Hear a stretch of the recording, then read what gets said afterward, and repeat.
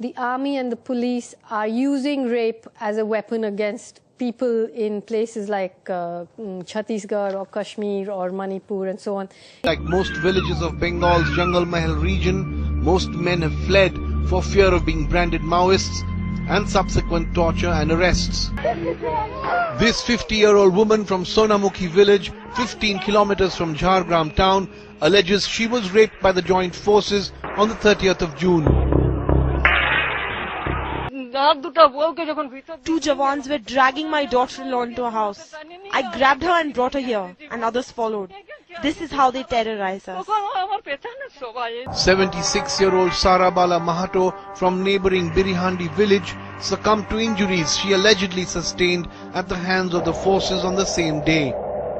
इन दिनों भारत सरकार को जिन सबसे भयानक समस्याओं का सामना करना पड़ रहा है, उनमें से एक है नक्सलवाद की समस्या। समस्या की जड़ें बहुत गहरी हैं। सरकार इसके लिए तरह तरह की योजनाएं की घोषणाएं भी करती रही है, लेकिन शायद अब तक कोई कारगर और वास्तविक कल्याणकारी कदम नहीं उठाए गए हैं, जिनके चलते आदिवासी और ग्रामीण इलाके के लोगों की मूल समस्याओं का निदान दीर्घकालिक नीतियों के साथ नहीं हो सका है। आज देश के 20 राज्यों के 200 से ज्यादा जिले नक्सली हिंसा की चपेट में हैं। अब तक हजारों लोग इस हिंसा के भेंट चढ़ चुके हैं।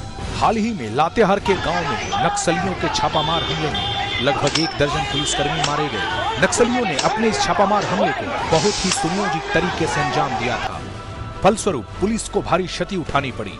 वहीं नक्सलियों ने एक बार फिर वही दुस्साहस का परिचय दिया और मंगलवार को कटिया जंगल में सर्च अभियान में जुटे सुरक्षा बलों को निशाना बनाया। अभियान के दौरान ही जवानों को क्षति पहुंचाने के लिए माओवादियों ने लैंड माइंस विस्फोट किया। इस विस्फोट में सुरक्षा बलों को क्षति नहीं पहुंची, बल्कि 2 निर्दोष ग्रामीणों के चिथड़े उड़ गए। एक अन्य गंभीर रूप से घायल हो गया। इन ग्रामीणों की पहचान नहीं हो पाई है। इतना ही नहीं, जैसे ही सुरक्षा बल के जवान सर्च अभियान में पहुंचे, नक्सलियों ने विस्फोट के साथ उन पर ताबड़तोड़ फायरिंग शुरू कर दी। करीब 1000 की संख्या में नक्सली पेड़ और पहाड़ से मोर्चा संभाले हुए थे। वहीं सोमवार को ही नक्सली मुठभेड़ की घटना में शहीद होने वाले जवानों की संख्या 11 पहुंच गई। नक्सलियों ने न केवल जवानों को मारा, बल्कि उनके मृत शरीर के नीचे प्रेशर बम भी लगा रखा था, ताकि उन्हें उठाने वाले लोग भी मारे जाएं। और इसमें वे सफल भी हो गए।